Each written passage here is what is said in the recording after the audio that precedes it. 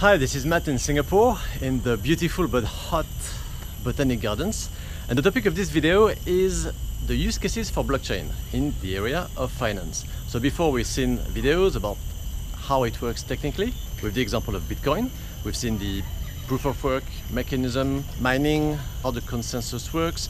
So this time we're going to move to in which case will the blockchain technology actually be useful. And we're going to narrow down on one particular area, which is finance, so the banks. There are a lot of situations where blockchain can be useful. We're just going to narrow down on finance. And in particular, three things. So the post-trade, everything that happens post-trade, international payments, and smart contracts. Everything that happens in post-trade. What is it? Well, inside a bank, whenever a client makes a request, such as buying an option, for instance, some system is going to capture the trade. So this usually happens fairly quickly, but then the actual movement of the option when it arrives to the account of the buyer, that takes usually longer. That's the settlement time, which usually is much longer than just capturing the trade. And the reason for that is because of everything that happens in the background. Risk control, verifications, reconciliations, compliance, updating the local accounting system, and then the connectivity to the third parties. When two banks are involved, that involves actually other parties than just the two banks.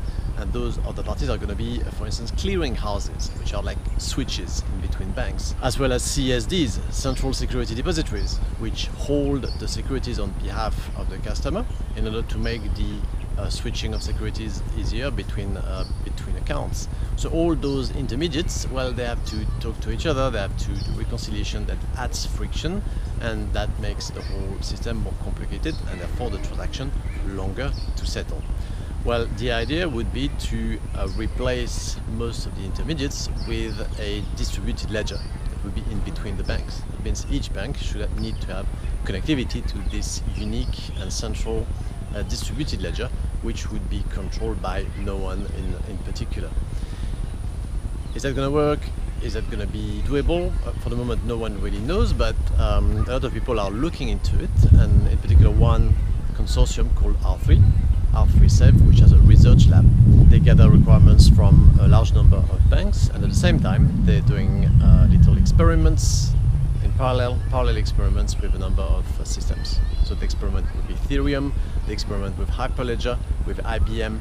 They try several tools, and we'll see if that works. Then another area that probably sounds a little bit closer to home, that's more concrete because everyone has experienced that: moving money abroad, cross-border payments, international payments. When I moved from London to Singapore, I had to move money, and I couldn't do that directly from my bank. And even if I could, the fees would have been really high. So I used a third party, which had cheaper fees. When large companies do that in between the bank accounts, same thing, that involves several hubs. It involves actually other banks that are called correspondent banks. The reason for that is that no one bank has ties with all the other banks. That is not the case. It's not peer-to-peer. And one particular bank has to connect to another bank that happens to have connectivity in a particular country. And this is how you manage to reach any other bank, is using intermediaries. And of course, those intermediaries, as a course of the transaction, they're going to charge and make the transaction more expensive. They're also going to make the transaction more slow, of course, because you've got more hubs. And that means more opportunities for errors, more opportunities for delays, verifications, reconciliations, and so on. So yeah, massive areas for improvement, obviously, especially that people expect a transaction to be instant. So the players in that area, well, there's one that's fairly famous, it's very well known, and has been there for a while now. It's Ripple. The service consists in allowing the banks to connect to a gateway. Instead of having to maintain a large number of Nostro accounts with other correspondent banks. So a Nostro account is the account that a particular bank maintains with other correspondent banks in order to transfer money abroad. If you are a small bank, you're going to need a lot of Nostro accounts with a lot of other banks that will allow you to reach other countries. Now the idea is to replace all those Nostro accounts with one single Nostro account using a currency called XRP, and there would be a change from the local currency to XRP, and then from the XRP to the target currency. only one intermediary, big advantage in terms of speed and in terms of cost. So this is another one to watch, and the name is Ripple. Another area that can be of interest to banks, and this is smart contracts. So this one is the really the new one, the new thing that didn't exist before. This is really new, and this is also sort of scary. So what is a smart contract? A smart contract is, well, instead of writing a contract on a piece of paper with sentences in English, you write the contract in code. And the code is able to execute, and because all the parties to the contract have signed with their private key, it is possible to execute the contract with no third-party intervention. The contract would simply be enforced. Well, an example of smart contract could be applied to a CDS, it's a credit default swap. So a CDS is a financial product where one buyer pays a premium every month, and then she will get a lump sum payoff in case something happens. For instance, a company defaults, and that triggers the automatic payoff to the buyer of the CDS. That's an obvious candidate for automation. You could imagine a smart contract having all the parties sign inside the contract with their private keys, and this smart contract will be connected to some oracle, which is an official source of information, which in the case of a company defaulting, well, you could get a mesh from different rating agencies, for instance, that would be publishing a feed, and then as soon as the information about the default reaches a smart contract, automatically the smart contract follows the code and executes the contract, which is releasing the lump sum, which was put aside, releasing the lump sum to the buyer of the contract. So that sounds like a very good idea. Now, we're in July at the time of this video, and you must have heard of the issue with the DAO, which happens in June. Basically, the idea is that whatever happens in the code of the smart contract will be executed. And that means you really have to get it right, because there is no easy way to undo what happens within a smart contract. Once it's executed, that's done.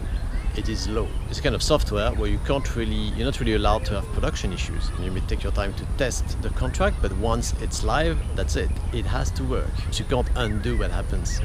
But this is the tricky bit with smart contracts, that you really have to get them right. Which is why maybe we'll see that in the future they will be kept for things that are really simple, really obvious to automate, where the mechanisms are well understood by all parties. So maybe not crazy exotic derivatives, but maybe things that are more vanilla, more easy to understand for everyone. So the big player in that area is Ethereum. This is an organization that built this platform, which consists of essentially one programming language. So inside Bitcoin you've got this little very simple script that allows you to write the basic Bitcoin contract. And you can elaborate on this script as well, but it doesn't go very far because it's not a programming language. You can't really write for loops with it. But Ethereum has a programming language called Solidity, and that allows you to write whenever you want. It's code. So it is quite powerful. So this is something to watch. The smart contracts, Ethereum, and all the startups that are starting to build smart contracts. That's probably one to watch very carefully, because this is the one that has the biggest potential to go crazy. Because the distributed applications, they cannot be stopped. Once you start them, they run. Same thing for smart contracts, they can't be stopped. Once they're coded and live in production, they just run, and it takes a large amount of effort. It takes actually the consensus of the whole network to be able to shut them down. So smart contracts, so watch this really carefully, because if there are any nightmare scenarios happening in the next 20 years, it will probably be linked to smart contracts. So in conclusion, for the usage of distributed ledgers in the area of banking in the future, keep an eye on R3Sev, the research lab. It's just evolving, they're just starting. Keep an eye on Ripple, and keep an eye on Ethereum as well. Outside of finance, prediction markets that could determine what time your alarm clock would ring, peer-to-peer car sharing schemes that would be completely automatic, or something else, having the entire food supply chain completely verifiable and traceable from the consumer to the supplier.